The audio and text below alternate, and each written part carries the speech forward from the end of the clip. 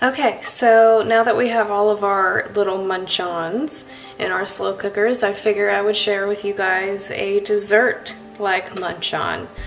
These are called cream puffs, a very thin puff pastry. They are filled inside with a pudding, or you can do a cream. Today we're going to be going with a vanilla pudding, and then topped with some chocolate icing.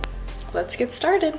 So for this recipe, you're going to need 1 cup of all-purpose flour, 1 cup of water, a half of a cup of butter.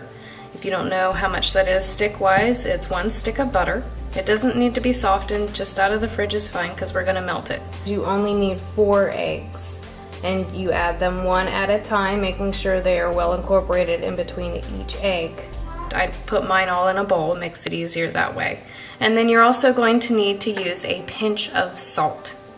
So in order to get started, the first thing we need to do is we need to take our half cup of butter, put it in a pot because you're going to add the flour, and you want to have enough room inside your pot in order to stir it properly. You don't want it flowing over the top, you don't want to make a big mess. So I'm using a pot. This is the one that I'm using. It's new. I got it from Christmas from my dad. They are called Epicurious. I think that's how you pronounce it. I could be wrong, but they are very lovely, beautiful pots. I'm excited to show you. So, like I said, we're going to take our butter, we're going to put it in the pot. We're also going to add our 1 cup of water. We're going to melt those together. Once they are melted, the butter's melted with the water, we're going to add in our 1 cup of flour and our pinch of salt. So let's go.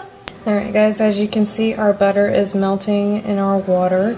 It does take a few minutes, so don't lose patience. I also did forget to mention that we are going to be melting the butter in the water over a medium heat. You do not want to use a high heat because we don't exactly want to boil it. We just want to get the butter melted and stirred in with the water so we can move on to the next step of adding our flour and salt. Alright, so now that our butter and our water has now been mixed, the butter is all melted, there are no more chunks. What we're going to do now is we're going to add our cup of flour. I do recommend that you sift it, or like we learned in the last video, you use a fork to kind of break up any big chunks in the flour. We also want to add just a pinch of salt. And then we're going to stir this, and it's going to get thick.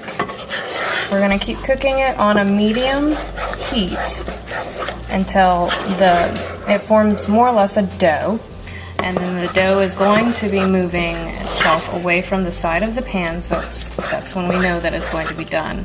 Make sure you stir it well enough so that way you don't have any chunks of flour, you don't have any unincorporated ingredients. Alright, this could take about 2 to 3 minutes.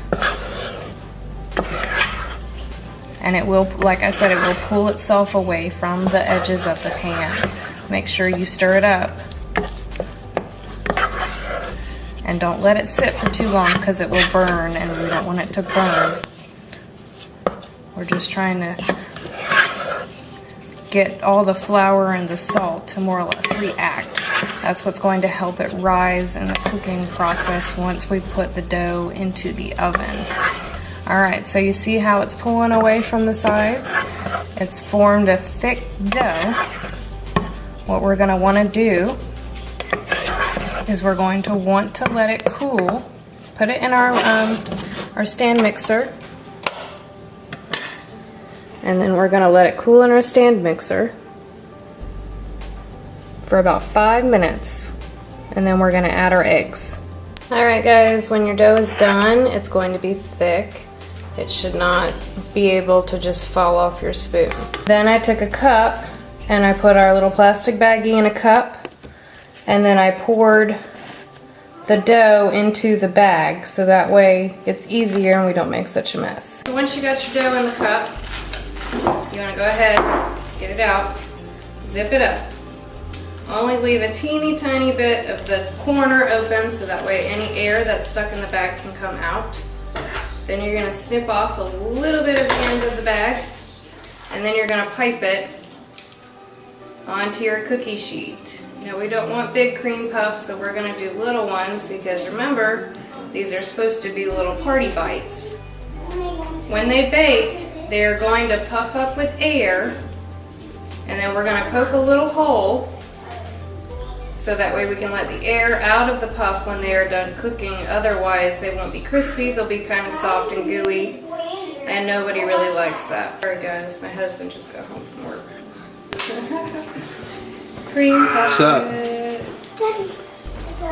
You having fun? I'm wrapping something. Oh yeah? Is that what that is? Okay, these are going to bake at 425 degrees for about 25 minutes.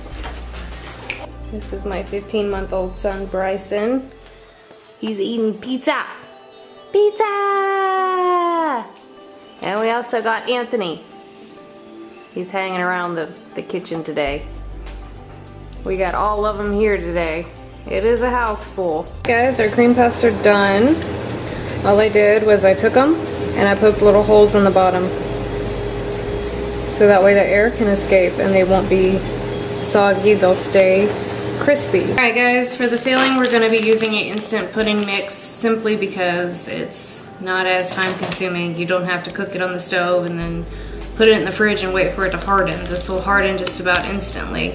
And I think you only have to put it in the fridge for like 5 minutes via the instructions on the box. We're going to add 2 cups of cold milk into our stand mixer. We're going to beat it on about a medium speed for a few minutes, and then it'll start to thicken. You'll know when it's about the right consistency of a pudding, and I'll show you, so let's get to it. A little bit of flavor because it is good food already, but we're going to make it taste better. What we're gonna do is I have some ground cinnamon here. I'm only going to add about 1/4 teaspoon of cinnamon to our pudding mix. We don't want a whole lot. We don't want it to overwhelm the vanilla flavor. We just want to give that hint of extra.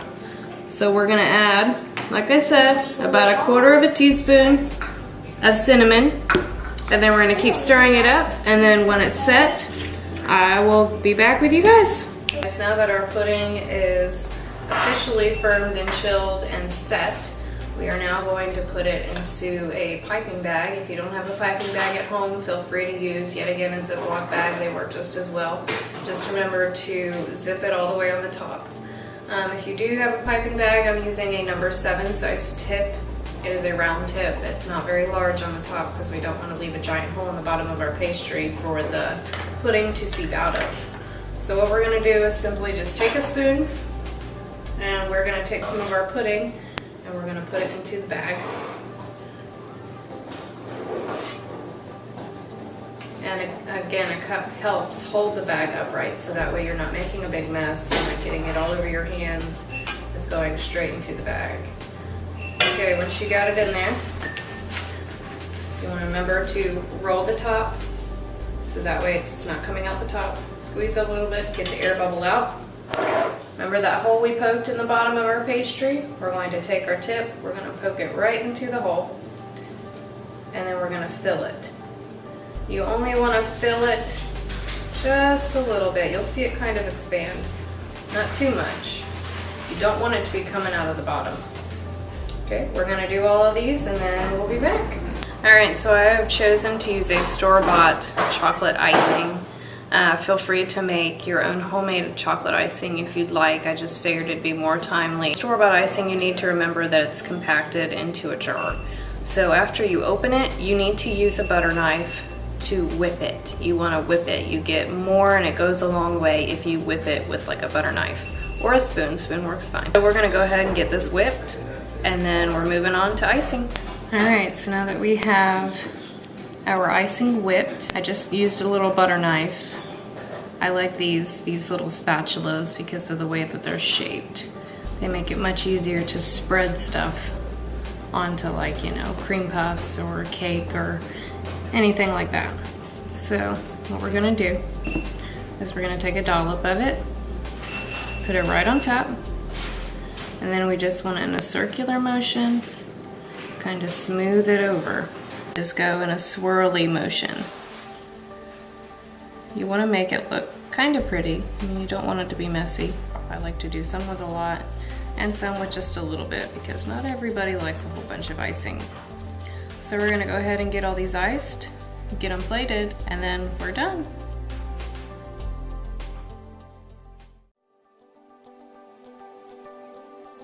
He didn't get a cream puff today, but I'm sure he'll get one eventually. Say hi. Say hi.